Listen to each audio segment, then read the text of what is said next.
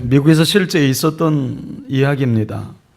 어느 병원에서 산모가 쌍둥이를 조산으로 낳아서 인큐베이터에 따로따로 두게 되었습니다. 그런데 쌍둥이의 동생의 심장이 안 좋아서 숨이 고르지 못하고 점점 죽어가자 의사가 고민에 빠졌습니다. 그때 간호사가 선생님, 이왕에 며칠 있으면 죽을 텐데 제 형하고 같이 인큐베이터에 있게 하지요 라고 말했습니다. 물론 병원법으로는 안 되는 일이었습니다. 하지만 죽을 나이니까 한 인큐베이터에 형과 동생을 나란히 눕혀 놓았답니다. 근데 그 쌍둥이 형이 자신의 손으로 동생의 목을 감싸 주었고 하루가 지나자 동생이 정상으로 회복되는 놀라운 일이 일어났다고 합니다. 정말 아무것도 모르는 조산아였지만 형이 동생을 사랑으로 포용해 줄 때 놀라운 치유력이 발생하기 시작했다는 겁니다. 그리고 그 아이는 며칠이 지나서 건강하게 회복되었다는 것입니다. 이것이 사랑의 치유력입니다. 사람은 사랑하고 사랑을 받으면 치료가 일어나게 되어 있습니다. 여러분, 이것은 교회도 마찬가지입니다. 전문가들이 교회에 대한 여러 가지 처방을 이야기합니다. 행정은 이렇게 해야 합니다. 조직은 이렇게 해야 합니다. 프로그램은 이러이러한 것들을 해야 합니다. 기도는 이런 식으로 해야 합니다. 수많은 방법들을 알려줍니다. 물론 그런 것들이 필요하지 않은 것은 아닙니다. 하지만 그 무수한 방법보다 더 확실한 방법이 있다면 서로 사랑하는 것입니다. 여러분, 부부관계 회복도 마찬가지 아닐까요? 부부관계 회복을 위해서 많은 대안들을 이야기합니다. 대화는 이런 식으로 해야 합니다. 관계는 이렇게 맺어가야 합니다. 그런 수많은 방법들이 있지만 여러분, 가장 확실한 방법이 있다면 사랑하는 것입니다. 사랑보다 더 좋은 치유책이 없어요. 다른 식으로 말하면 사랑 없는 기술로는 그 어떤 사람도 살릴 수 없습니다. 우리가 지난 시간에 살펴본 말씀과 이어서 연결해 보지 않으면 그래서 사실은 말씀이 중간만 들어가게 된 것입니다.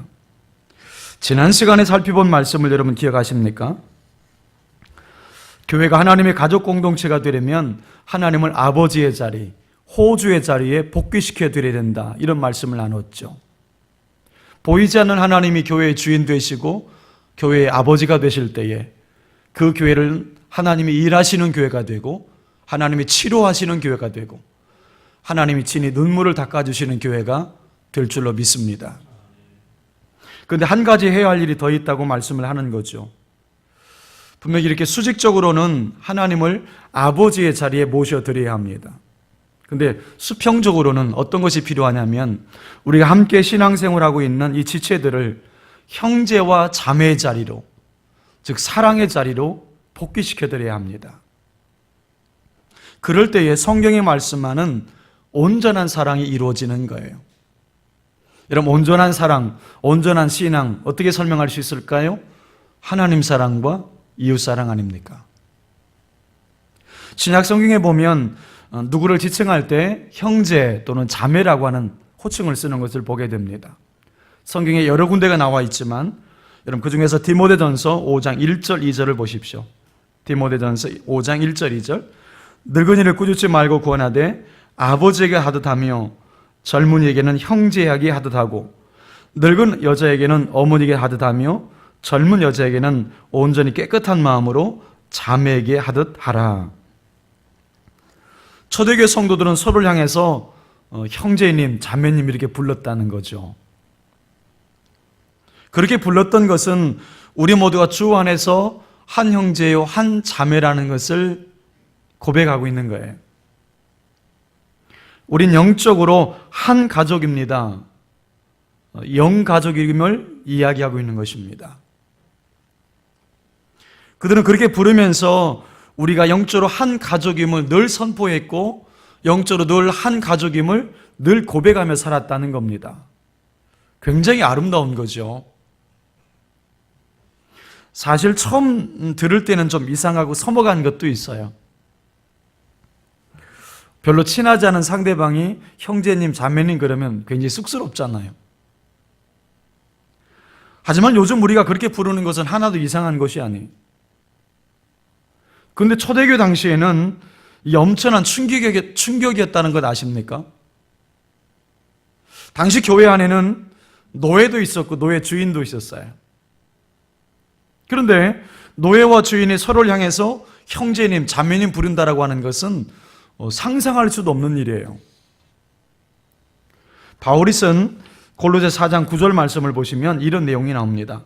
신실하고 사랑을 받는 형제 오네시모를 함께 보내노니. 여러분이 아시는 대로 여기 나오는 오네시모는 노예였습니다. 종이었잖아요. 근데 바울이 어떻게 부르고 있냐면 형제 오네시모다 이렇게 불러요. 분명 신부는 종이었지만 영적으로 한 가족이라는 얘기예요. 이런 모습들은 그 당시 사회에서는 상상도 못할 굉장히 파격적인 모습이에요. 거의 짐승 취급받고 물건 취급받던 노예를 향해서 형제라고 부를 수 있다라고 하는 것, 이 자매라고 부를 수 있다라고 하는 것, 이건 보통 일이 아니었습니다. 그런데 그렇게 부를 수 있었던 것은 그들이 신분이 어떤지 상관없이 그들이 주님 안에서 한 형제요, 한 자매라고 하는 영적인 한 가족이라고 하는 그 고백이 분명했기 때문입니다. 여기서 우리가 우리 자신을 되돌아보면서 반성해야 될 것이 있지 않을까요? 초대교회는 하나님을 아버지로 섬기면서 그가 주인이든 노예든 상관없이 세상의 신분과 전혀 상관없이 함께 주 안에 있음을 고백하면서 서로를 형제라고 또 자매라고 불렀던 정말 아름다운 공동체였습니다. 그 모습이 오늘까지 여러분 형식은 흘러옵니다. 오늘도 그 호칭은 우리가 사용하고 있는데 문제는 뭐냐면 초대교회가 그렇게 주님 안에서 한 형제요 한 자매라고 했던 영적인 한 가족의 의미를 담아서 불렀던 그 정신과 그 사랑이 우리 속에 지금 있느냐는 거죠. 우리 그것을 되돌아볼 필요가 있습니다. 이런 의미에서 우리 교회가 다른 그 무엇보다도 우리 모두가 영적인 한 가족이라고 하는 그 정신과 그 마음을 다시 한번 회복하길 바랍니다. 그래서 초대교회처럼 교회 안에서 그리스도의 사랑이 흘러서 서로를 용납해주고 서로를 품어주고 서로 화목해서 아름다운 주영광 공동체를 함께 만들어갈 수 있기를 주의 이름으로 축복합니다. 이제 이런 맥락에서 본문을 볼 필요가 있겠습니다. 본문 11절에 보면 사랑의 중요성을 강조합니다. 본문 11절 보시면 우리는 서로 사랑할지니 이는 너희가 처음부터 들은 소식이라. 우리가 여기서 본문의 구조를 한번 주목해 볼 필요가 있어요. 11절에 보면 서로 사랑하라고 하는 큰 전제가 먼저 나옵니다. 근데 이어서 나오는 12절에 보면 사랑하지 않았던, 서로 사랑하지 않았던 가인을 등장시킵니다. 그 후에 16절에 보면 서로 사랑해 하셨던, 사랑의 모델이셨던 그 예수님의 정신을 16절에 소개를 해요. 자, 먼저 보면 12절을 주목해 보세요. 12절. 가인같이 하지 마라. 그는 악한 자에게 속하여 그 아우를 죽였으니 어떤 이유로 죽였느냐? 자기 행위는 악하고 그의 아우의 행위는 의로움이라. 이 가인이라고 하는 인물은 아담이 타락한 이후에 성경에 등장하는 첫 번째 범죄자이면서 첫 번째 살인자예요. 이 가인은 동생 아벨을 죽인 자입니다. 성경은 서로 사랑하라는 말씀을 주면서 동시에 강조한 말이 가인같이 하지 마라, 그렇게 말씀한다는 거예요. 가인같이 하지 마라. 그러면 가인의 삶의 특징, 가인의 행동의 특징이 있을 텐데 본문을 통해서 보면 적어도 두 가지 정도를 발견할 수 있습니다. 가인이 어떤 특징을 갖고 있는지. 첫째는 가인의 행동의 첫 번째 모습은 시기 질투심을 들 수 있습니다. 자, 본문 12절 후반절을 주목해 보세요. 어떤 이유로 죽였느냐? 자, 성경이 정확하게 봅니다. 자기 행위는 악하고 그의 아우의 행위는 의로움이라. 왜 가인이 아벨을 죽였다고 성경은 설명하냐면 자기 행위는 악한데 동생은 의로웠다는 거예요. 이걸 시기한 거예요. 가인은 동생의 의로움을 보면서 자기도 동생처럼 의로워져야지라고 반응한 게 아니라 자기보다 나은, 자기보다 근사한, 자기보다 훌륭한 동생을 보면서 시기할 뿐이었다는 거예요. 사람들은 나보다 나은 사람을 싫어하는 경향이 있어요. 이 가인의 시기심은 결국 살인이라는 결과를 낳고 맙니다. 이게 무슨 얘기냐면 이 시기 질투는 한 사람의 인생을 무너뜨릴 수도 있지만 심지어는 공동체까지도 무너뜨릴 수 있다는 얘기예요. 얼마나 무서운 것인지 모릅니다.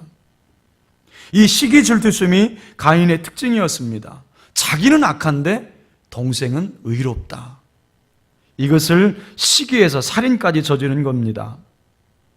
그러면 우리가 가인처럼 살지 않고 우리 안에서 서로 사랑하기 위해서는 우리 역시 이 시기심, 질투심을 넘어서지 않으면 안 된다는 겁니다. 이를 위해서 바울은 우리가 하나님의 한 가족임을 기억하면서 실천해야 될 중요한 행동의 원칙을 알려줍니다. 로마서 12장 15절을 보십시오. 우리 마음에 새기면서 같이 한번 읽어봅니다. 로마서 12장 15절 시작. 즐거워하는 자들과 함께 즐거워하고 우는 자들과 함께 울라. 이것은 사랑하는 이를 향해서 나올 수 있는 자연적인 반응이라 할 수 있잖아요. 내가 누군가를 사랑하게 되면 사랑하는 자가 울면 같이 울고 싶어지고 사랑하는 자가 기뻐하면 같이 기뻐하게 되잖아요. 이건 자연스러운 반응이에요. 이것이 가능할 수 있는 이유가 무엇입니까? 우리 모두가 하나님의 한 가족임을 확신할 때 가능해져요. 옆에 있는 성도가 울면 나도 울어주고 옆에 있는 성도가 기뻐하면 같이 기뻐할 수 있는 이유가 있다면 우리가 영적으로 한 가족임을 확신할 때 가능해지는 거예요. 우린 영적인 한 가족입니다. 여러분, 동생이 형보다 나으면 어때요? 직분으로 보면 여러분 집사가 권사님보다 신앙이 좋으면 어때요? 최근에 등록한 성도가 개척 멤버보다 더 열심히 교회를 봉사하면 어때요? 우린 한 가족이잖아요. 그걸 시기할 필요가 없는 거예요. 우리가 늘 이 시기심을 넘어설 수 있는 유일한 방법이 있다면 우리가 영적으로 한 가족임을 인정할 때, 확신할 때 우리 주영광 공동체는 아름답게 세워져 갈 줄로 믿습니다. 가인의 행동의 두 번째 특징을 좀 더 주목할 필요가 있어요. 그것을 확인하려면 당시 살인 현장을 담은 창세기로 가봐야 합니다. 창세기 4장 9절을 보세요. 창세기 4장 9절. 여호와께서 가인에게 이르시되 내 아우 아벨이 어디 있느냐? 그가 이르되 내가 알지 못하나이다. 내가 내 아우를 지키는 자이니까. 여기 보면 가인이 동생을 죽인 다음에 외쳤던 한마디가 내가 내 아우를 지키는 자이니까 라는 이 말씀인데 이것이 가인의 특징이에요. 오늘날 우리가 하나님을 아버지의 자리에서 끌어내리고 내가 내 인생의 주인 되어 살아가는 삶 속에서 외쳐지는 메시지가 바로 이것 아닙니까? 내가 내 아우를 지키는 자입니까? 여러분 가만히 생각해 보세요. 세월호 사건의 비극도 바로 이 외침에서 비롯된 것 아닐까요? 아이들을 내버려 두고 자기 혼자만 살겠다고 뛰어내렸던 그 선장의 내면의 외침이 이것 아니었을까요? 여러분 선주도 마찬가지 아닐까요? 배가 위험하거나 말거나 승객이 위험하거나 말거나 돈이 될 수만 있다면 선박의 평형수를 다 빼버리고 짐을 잔뜩 실어버렸을 때 그 내면의 외침이 이것 아니었을까요? 내가 내 아우를 지키는 자입니까? 오늘 교회가 변질되었다, 교회가 세속화되었다라고 염려가 많은데 그 이유를 어디서 찾을 수 있을까요? 교회 안에서조차도 내가 내 아우를 지키는 자입니까? 라는 메시지가 너무 많이 외쳐지고 있다는 점이에요. 사실 이 외침은 하나님이 없이 사는 가인의 메시지예요. 가인의 삶의 모습이에요. 근데 정말 안타깝게도 우리 교회 안에서조차도 내 유익을 위해서라면, 내가 좀 더 편할 수 있다면, 내 이기적인 욕심을 위해서라면 얼마든지 이 외침을 서슴지 않고 사용하고 있다는 점이죠. 나만 예수 잘 믿으면 되는 것 아닙니까? 내가 구역원을 지키는 자입니까? 내가 주일학교 아이들을 지키는 자입니까? 남이야 힘들든 말든 나만 편하게 예수 믿으면 되는 것 아닙니까? 내가 교회를 지키는 자입니까? 오늘 내 안에 하나님의 사랑이 식어지고 있다는 가장 가슴 아픈 증거 중에 하나가 바로 우리의 이 내면의 외침이에요. 내가 내 아우를 지키는 자입니까? 근데 여러분, 제가 본문을 가만히 묵상하는 가운데 이 외침이 이렇게 바뀐다면 어떨까요? 내가 내 아우를 지키는 자입니다. 내가 내 아우를 지키는 자입니다. 내가 구역원을 지키는 자입니다. 내가 주일학교 아이를 지키는 자입니다. 내가 우리 교회 장로님을 지키는 자입니다.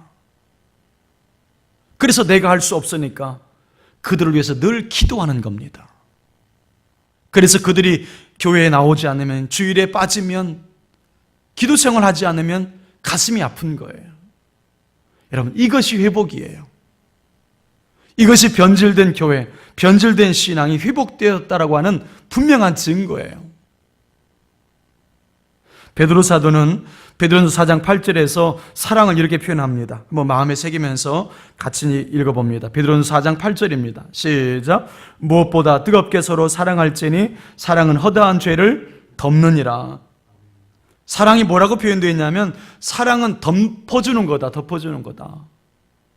상대방의 허다한 죄를, 허물을 덮어주는 것이 사랑이다. 이렇게 표현하고 있다는 점이죠. 창세기 9장에 보면 노아의 허물이 나옵니다. 여러분 아시는 것처럼 노아가 포도주를 많이 마시고 취해서 벌거벗은 채 잠이 들었어요.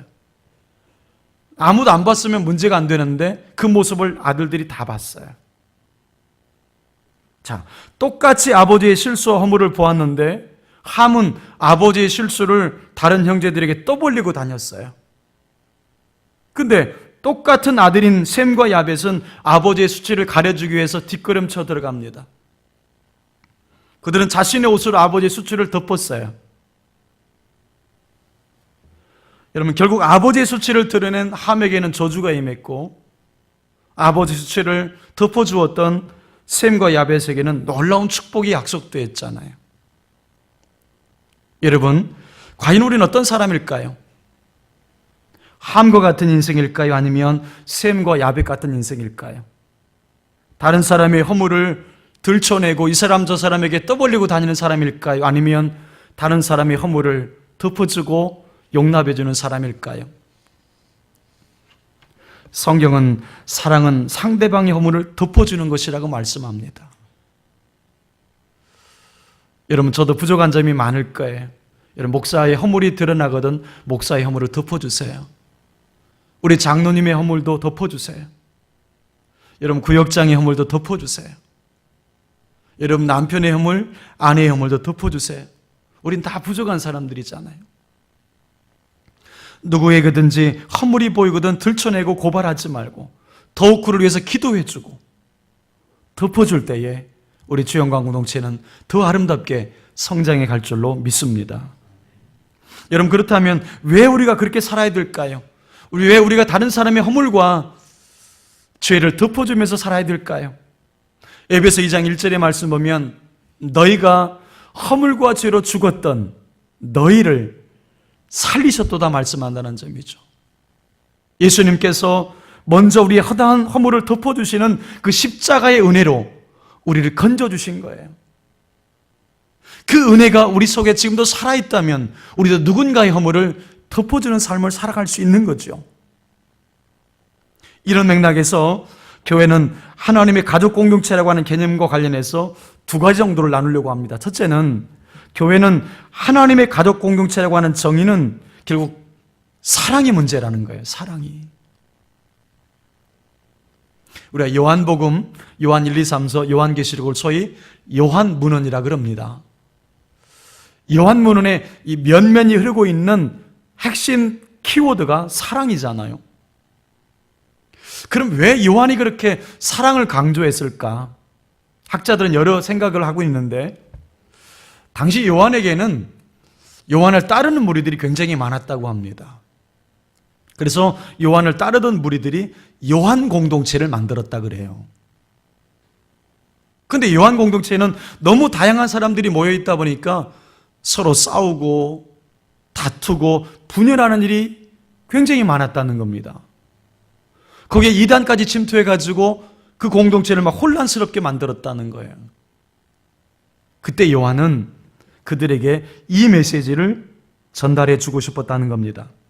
당신들의 배경이 다르고 가치관이 다르고 사상이 다르다 할지라도 그것 때문에 서로 싸우고 다투면 안 된다.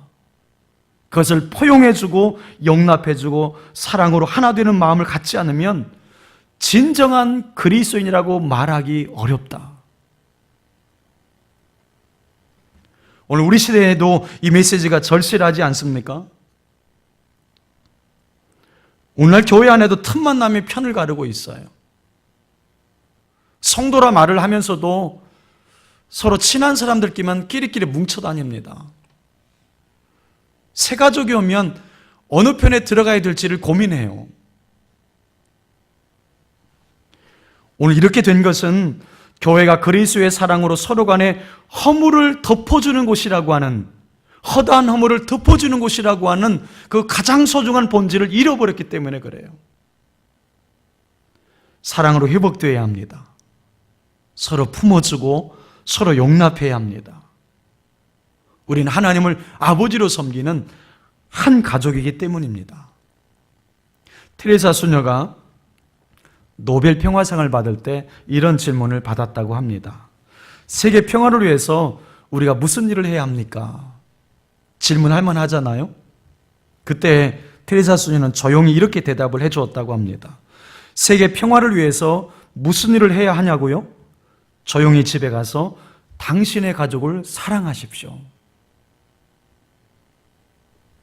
만약에 누가 저에게 한국교회가 이렇게 어려운데 교회 회복을 위해서 무엇을 해야 합니까? 라고 저에게 묻는다면 저는 이렇게 말해주고 싶어요. 정말 한국교회가 회복되길 원하십니까? 그러면 당신의 교회에 가서 조용히 성도들을 사랑하고 섬기십시오. 여러분, 출발은 거기서부터 시작되는 거예요. 오늘 이 땅의 모든 교회들이 예수님의 사랑으로 회복되고 가족 공동체로서의 기능이 회복될 때 한국교회가 다시 살아나는 기적 같은 일이 일어날 줄로 믿습니다. 둘째로, 이렇게 교회는 하나님의 가족 공동체라고 했을 때 사랑이 무엇보다 중요한데 그 사랑이 결국은 영적인 문제라는 점이에요. 영적인 문제다. 창세기 4장 5절에 보면 가인이 동생 아벨을 죽이는 과정이 설명되는데 이렇게 되어 있습니다. 가인과 그의 재물은 받지 아니하신지라 가인이 몹시 분하여 안색이 변하니. 주목해 보세요. 지금 가인이 안색이 변할 정도로 막 분을 내고 있는데 잘 생각해 보세요. 이 분이 아벨을 향한 것일까요? 하나님을 향한 것일까요? 하나님을 향한 것이었습니다. 즉 가인이 동생을 죽인 원인은 동생과의 문제였다기보다는 하나님과의 영적인 관계의 문제 때문이었어요. 자, 지금 여러분이 너무 미운 사람이 있습니까? 그 사람 얼굴만 떠올려도 막 화가 치밀어 오는 사람이 있습니까? 배우자일 수도 있고 성도일 수도 있는데, 여러분, 그 사람이 성도이든 배우자이든 그렇게 누군가를 너무나 미워서 못 견딘다면 그 사람과의 관계도 점검해야 되겠으나 먼저 해야 될 일은 하나님과의 관계를 점검하는 거예요. 영적인 문제를 점검해야 돼요. 여러분, 본문 16절을 표준 세번역으로 한번 자막을 통해서 같이 읽어보죠. 본문 16절을 자막을 통해서 표준 세번역으로 읽어봅니다. 시작. 그리스도께서 우리를 위하여 자기 목숨을 버리셨습니다. 이것으로 우리가 사랑을 알게 되었습니다. 그러므로 우리도 형제 자매를 위하여 목숨을 버리는 것이 마땅합니다. 이게 무슨 말이에요? 우리가 사랑을 알게 되는데 이론으로 아는 게 아니라는 거예요. 지식으로 아는 게 아니라는 거예요. 내가 그리스도의 사랑을 경험할 때, 내가 십자가에서 주님이 나의 허물과 죄를 위해서 죽으셨다라고 하는 것, 주님이 나의 허물을 덮어주셨다는 것, 그 사랑을 내가 체험할 때 진정한 사랑이 이해가 되고 또 그 사랑으로 누군가를 사랑하게 되어 있다는 거예요. 심지어 형제 자매를 위해서 목숨도 버릴 수 있다는 거예요. 이 사랑의 힘이 이렇게 놀랍습니다. 그러니 순서는 어떻게 되는 겁니까? 순서를 한번 기억해 보세요. 먼저 예수 그리스도의 그 사랑을 경험해야 돼요. 예수 그리스도의 그 십자가의 사랑을 먼저 내가 경험하는 것이 먼저예요. 그러면 그가 누구든 사랑합니다. 왜냐하면 십자가의 사랑이 너무 크기 때문에 그래요. 십자가의 은혜가 너무 크기 때문에 그런 거예요. 주께서 나를 그렇게 사랑해 주셨으니 그 감격 때문에 나도 누군가를 사랑하는 것입니다. 사랑은 그래서 영적인 문제예요. 지금 여러분이 하나님과의 관계가 문제가 생겼다면 자꾸 사람이 싫어집니다. 그리고 만나는 사람들에게 있어서 단점만 보여요. 상대의 허물이 자꾸 보이고 또 그 허물이 보여졌을 때 허물을 덮어줄 생각은 안 하고 자꾸 떠벌리고 싶고 비난하기 쉽습니다. 그렇게 하나님과의 관계가 문제가 생기면 사람과의 관계도 깨진다는 거예요.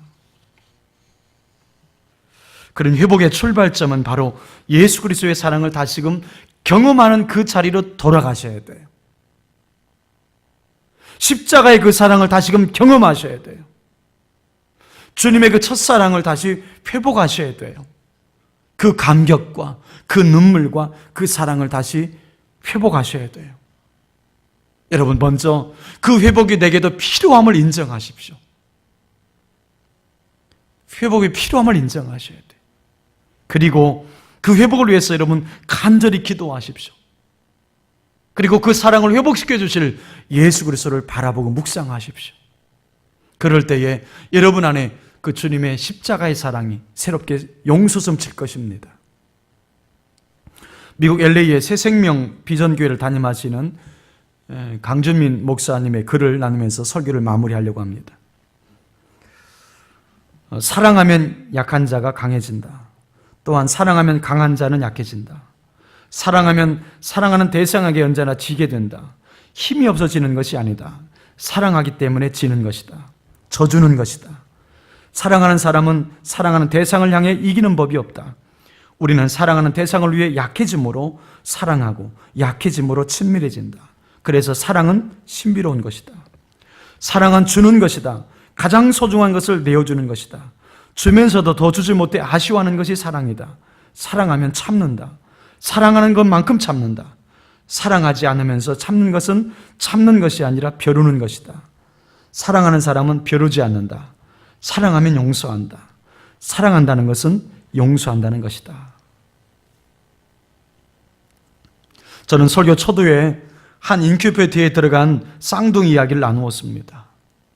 아무것도 모르는 조사나였지만 형이 동생을 사랑으로 포용해 줬을 때 그 동생이 나았어요. 여러분, 사랑이 사람을 살립니다. 사랑이 교회를 살립니다. 사랑하는 여러분, 교회는 하나님의 가족 공동체임을 마음에 새기셔야 합니다. 우린 주님 안에서 한 형제요, 한 자매입니다. 한 가족입니다. 여러분, 서로가 서로를 용납해 주시고 서로가 서로를 허물을 덮어 주십시오. 그럴 때에 우리가 주님 안에서 하나 된 공동체로서 이 지역에 주님의 사랑을 흘려보내는 아름다운 주영강 공동체가 될 줄로 믿습니다.